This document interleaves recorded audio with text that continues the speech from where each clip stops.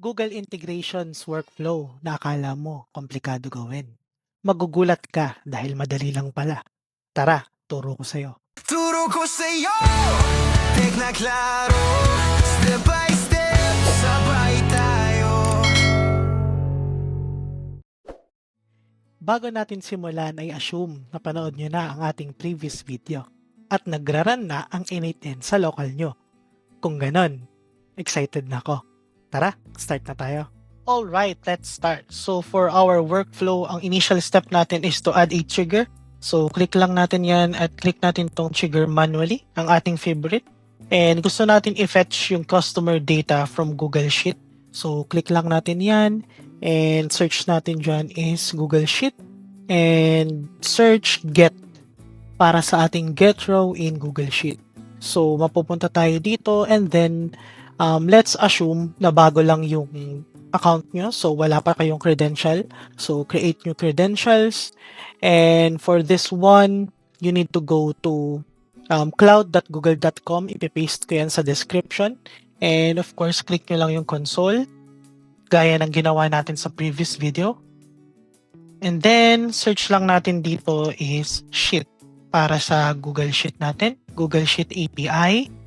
And make sure na naka-enable yan. So, in my case, manage yung nakalagay since I already enabled it.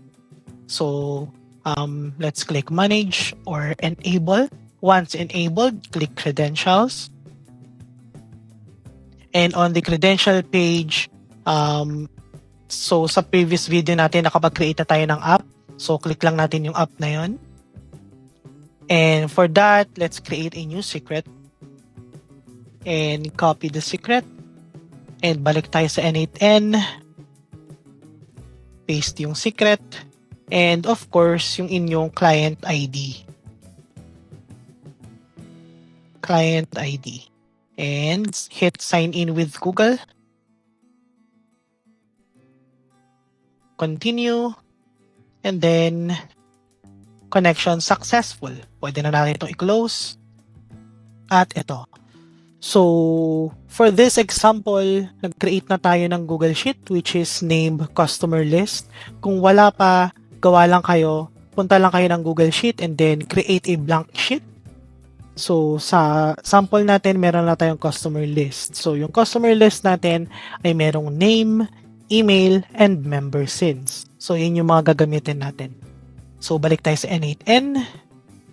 Resource within the document, get rows, document from. So, it's either fetch to siya by URL or fetch to siya from the list. So, let's try from the list. And of course, lalabas dito yung customer list natin since meron na tayong created customer list. And from sheet, choose lang natin kung anong sheet siya. Dahil pwede kayong mag-create ng multiple sheet dito sa ilalim. And I think okay na yan. So, let's try to execute this step. And there you have it. You have 4 items. So, your first item is Albert Pablo. Okay? Nice. Now, we already have our data in the Google Sheet. So, ang next natin gagawin is to loop over the items para malaman natin kung yung mga email address ng customers natin. So, with that, click lang natin ulit yung plus icon and search mo lang is loop over items. Okay? So, ang ginagawa nito is naglo-loop siya per item doon sa loob ng result natin from Google Sheet. Okay? So, kung makikita nyo siya, naggawa siya dyan ng replace me. So, the reason why na kailangan natin ng loop over items is kasi gusto nating mag-add ng timeout or ng waiting time para hindi tayo ma-restrict ni Google sa paggamit ng Gmail API. So, built-in naman kay N8N na kapag meron siyang result from Google Sheet is isa-send niya, i-iterate niya isa-isa yung mga data. Pero dahil kailangan natin ng delay, maglagay ng delay, so kailangan natin ng loop over items. Okay? Alright, so replace daw natin siya. Let's create a timer. So, let's add a delay or a wait. Let's set it like default 5 seconds. Okay na yan. And then, delete lang natin to. And for our loop, lalagyan na natin siya ng ang next node na ilalagay natin is si Gmail na. Okay? So, Gmail, i-click lang natin tong plus icon and then type Gmail. And then, of course, gusto natin mag-send ng email, right? So, send lang tayo ng email, send a message. And with this, of course, sa side nyo is blank API na naman. So, let's assume na wala pa tayong credentials. And ulit, babalik tayo dun sa Google Cloud. And we will search this time is Gmail.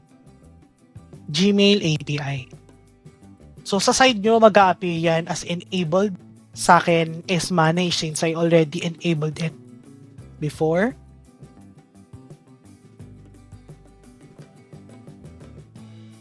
So credentials, web client, and nakalimutan nating i-download yung API key kanina. So i-disable ko na lang muna to at i-delete ko para makagawa tayo ng panibago. Okay, huwag niyo akong gagayahin. So, nasabi ko to dun sa previous video natin na at certain point, hindi niyo na makakopy yung client secret. Secret na siya. So, download na natin for sure. Okay, so copy natin. And paste lang natin sa client secret. And of course, buti pa yung client ID. Lagi siyang nandyan kapag kailangan mo. Okay. And then, of course, sign in. And continue. And continue. Okay, connected successfully. And pwede na natin siyang i-close. And let's see kung makakapag-send na tayo ng email. So, test email lang muna. Padala natin dun sa email na ginawa ko for this example. So, subject, test email. Message, hello. Para lang makita natin na gumagana yung email natin. Okay, so nag-send. Refresh lang natin and then test email. Okay, so working na yung Gmail natin. Balik na tayo sa N8N. And with this one, gusto lang natin ng konting pagbati sa mga customers natin dahil 1 year na sila na loyal sa company natin. So, ang gagawin natin is i-grab lang natin yung email and ilalagay natin siya dito. And delete lang natin yung nilagay natin kanina. And then, yung subject natin is thank you, client. Or thank you, customer. Okay. And then, message natin is hello. Grab natin yung name niya para mas formal. Thank you for your continuous support since. Of course, gagrab natin yung member since.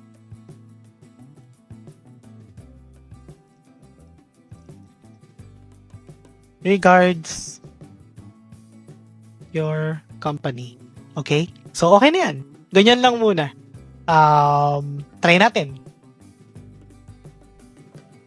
So, once na-trigger yan, once nag-send na yung email, kailangan natin i-loop back dun sa ating loop over items. Ibig sabihin, yun yung queue ng ating loop over items to start another item. Okay? So, start natin. Nag-get ng list ng customer, nag-wait ng 5 seconds, and then nag-send, and then na-receive ni customer, and then uulitin niya sa pangalawang pagkakataon dun sa second email, sa third email, and sa fourth email. Alright, tapos na yung execution natin. Now, i-check natin.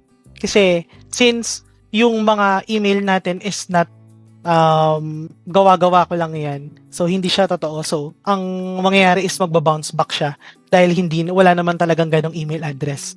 So, pag kinlik natin yan, address not found, pero ito yung sinend niya.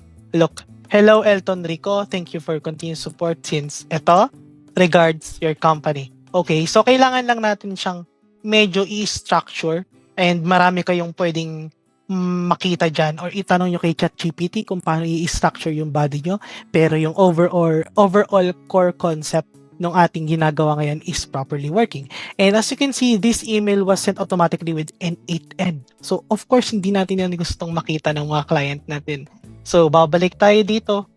Click lang natin to. And add option, append N8N attribution. Ito lang yun. So, naka-true siya ngayon. I-false nyo lang yan. Okay? And that's it. Now, gusto natin mag-attach ng thank you image from Google Drive. So, paano natin yun gagawin? Add option, attachment. So, paano ko mag-add ng attachment? Data. So, para magawa mo yan, kailangan mo ng data from Google Drive.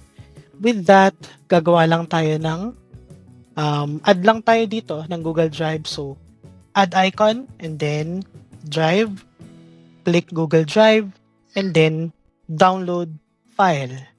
Okay?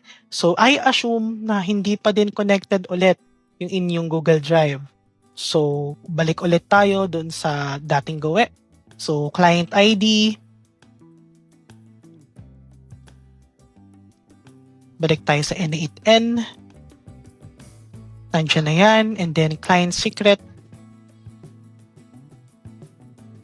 Copy lang ulit natin siya. Paste lang natin siya dyan. Then, sign in with Google. Continue. And continue. Okay. Now, close na natin yan. And resource, file, operation, download, leave everything except for this one. So, search file. So, previously, nag-download na ako ng image and eto yon. So, gusto lang natin i-attach tong image na to. Tong thank you image na to. Yun lang. So, balik tayo sa N8N. So, alam na natin yung i-attach natin na image. So, let's try and execute this step. So, ayan na. So, nakikita na natin na nakakapag-download na siya ng image. So, anong gagawin natin? So, bago itong await na to or itong wait na node na yan, delete muna natin yan. So, ilagay lang natin muna. So, ida-download muna ni Google Drive yung kailangan mong attachment sa email mo. And then, send ni Google Drive yan kay email mo. And kapag inopen mo si email mo, may access na siya ngayon nung data na kailangan mo. And of course, doon sa mga nodes or mga information na kailangan mo kanina. Okay? Ganun lang. Ngayon, itry na natin. Try natin. Pero hindi natin tatapusin. Baka kasi malimit yung Gmail natin. And of course, try natin tanggalin muna lahat. Delete muna natin to lahat. To make sure na working yung ating workflow. And execute. Nag-wait tayo ng 5 seconds. Nag-download ng file. In-attach natin sa email. And loop all over again. So, try lang natin ulit one more time. And stop na natin siya dyan. Okay? So, nag-expect tayo ng 2 email sa loob ng Gmail natin. So, ayan. Meron tayo. And there you go. Meron ka ng email na merong thank you image. Okay, di ba? So, hindi pa ako kontento eh. Parang gusto ko, kapag birthday nito ni client, parang gusto kong batiin siya ng happy birthday bukod sa monthly. So, by the way, pwede nyo kasing gawin is etong on every click, pwede kayong gumising ng kada first Monday ng month para i-click itong trigger. Pero, pwede nyo rin yun gawin, of course, ng scheduled. So, scheduled trigger. So, gusto natin every month, yan, Ayan, every month matitrigger yung workflow natin. Every auno. So, kada first day of the month, magte-thank you tayo dun sa mga client natin na nagiging loyal pa din sa atin. Ganun lang siya. And of course, hindi mo yan gusto ng midnight. So, let's say, mga 9 a.m. in the morning, matutuwa sila kasi may email ka sa kanila. Okay? So, okay na yan. Close nyo lang yan. And then, schedule trigger. Yan. Yun na yun. So, gagana na yan every Monday or every first day of the month once na-publish natin yung workflow. Okay? Now, for the exciting part, gusto natin every time na birthday ng client natin is meron tayong separate email kapag birthday niya. So, paano natin gagawin yan?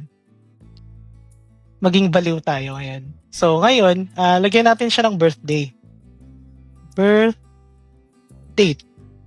So, balik tayo sa N8N.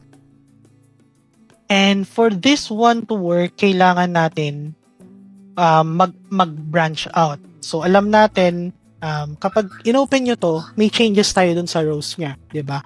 So, need nyo siyang i-re-execute para malaman nyo kung ano yung naging effect. So, eto na, nakukuha na natin yung birthday ng mga client natin, okay? Working siya. And then, of course, kailangan natin kopyahin yung loopover items para sa ating birthday. Okay? So, pwede kasing mangyari na si client 1 and client 2 is birthday nila at the same time. So, kailangan pa din natin ng loopover items kung magkaroon tayo ng more than one na client na may birthday today. Okay? And, ang pinagkaiba niya lang dito sa workflow na to is magkakameron tayo ng another node, conditional. So, let's say if. So, click nyo lang is if, and then, i-check natin yung birthday niya, di ba? So, itong if kasi parang condition na kapag ang dalawang condition ay nagkatotoo, so, i-execute niya. Okay? So, para sa ating date, so, click nyo lang expression para magkaroon tayo ng code. Huwag kayong matakot, ipipaste ko yung code dun sa description kung paano natin gagawin. Pero madali lang to. Pwede nyo i-post yung video para i-copy nyo yung code. So, new date. Yun lang. Tapos, get date. Ayan. Yun yung para sa month. Or para sa day. And then, ikakopy natin yan dahil ayan yung value ng araw ngayon. Ngayon, para makuha natin yung birthday nila, kailangan natin i-drag itong birthday at ilagay natin dito sa loob ng date. Okay? Ilagay nyo sa loob. Hindi dito, kung hindi dito sa new date. Okay? And nag-error siya dahil ang default nito is string or text. Ang result kasi nito is number.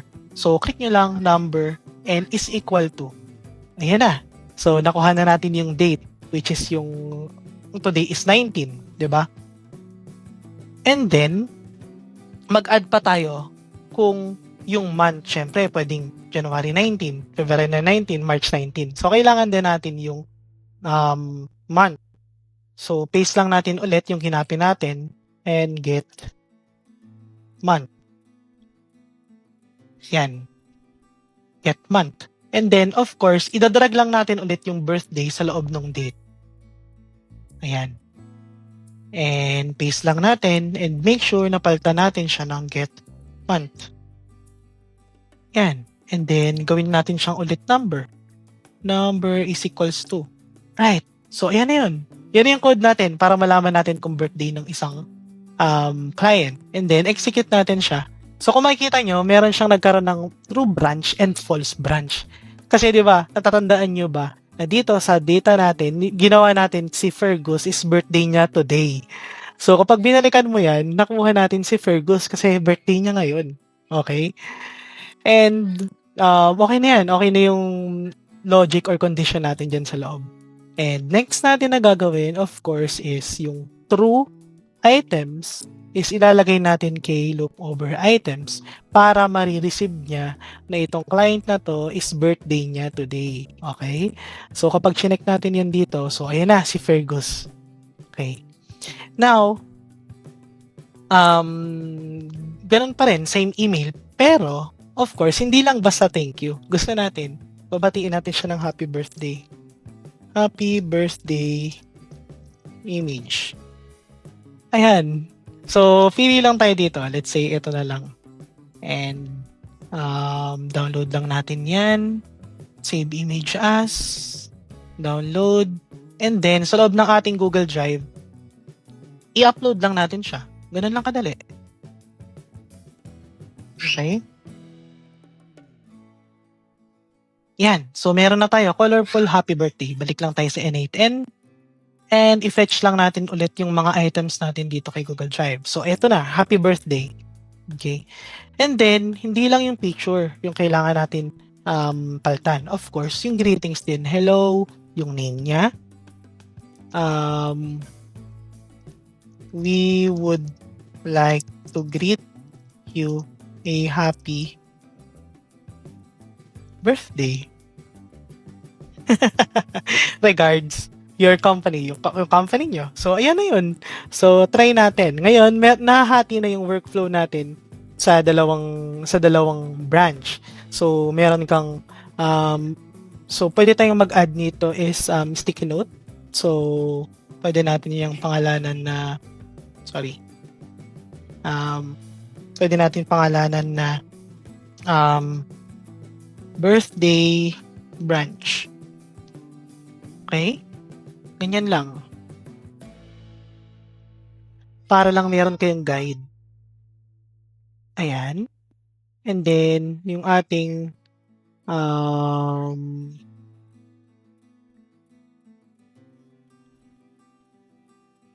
add sticky note. And yung ating, of course, yung monthly email branch. Ayan. So, ibahin lang natin yung kulay. Ayan. Okay. So, yan. So, yan na. So, para hindi ka malito, ganun lang. So, every time, so, since birthday to, ang pwede natin gawin is babaguhin nyo to, yung scheduler nyo dito. Pwede nyo siyang i-check every day. So, ngayon, kailangan nyo lang mag-add dito, of course, ng condition, another condition na kagaya nito, na yung previous date, kung kailan nyo siya sinend, is of course, kailangan malaman is 30 days na siya ago. Or mag-create na lang kayo ng panibagong trigger. This one is for birthday branch and this trigger is for monthly branch. Okay? So, for the sake of this demo, execute lang natin siya. So, execute.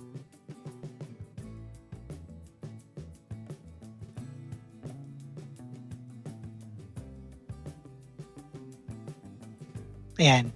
So, nag-execute na yung ating birthday branch and of course, nag-execute din yung ating monthly branch. So, let's see. So, reload lang natin. So, naka-receive tayo ng thank you customer. And hanapin natin yung birthday na nakalimutan natin paltan yung subject. So, puro thank you customer siya. Ito si De Guzman. Ito si Elton Rico. And ito, we would like to greet you a happy birthday today, your company. Okay, so ito yung ating birthday email greeting. At ganun lang kasimple yun. Isipin mo, nakabuo na tayo agad ng workflow na merong 3 integration. Meron tayong worksheet na kumukuha ng email ng customer at meron tayong drive na kumukuha ng gusto natin maging attachment ng email and of course yung Gmail natin para mag-send ng email sa ating mga customer. And take note, example pa lang to dahil dito sa N8N, imagination mo lang yung magiging limit mo. And kapag naging familiar ka na dun sa 3 process natin, dun sa trigger, sa actions, and then dun sa result, is kaya mo nang buuin kahit anong klase pa ng automation and gusto mo. And hopefully, marami kayong natutunan dito sa video nito. And as always, kapag meron kang gustong matutunan, comment mo lang, turo ko sa iyo yan. Turo ko sa'yo, tek na klaro, step by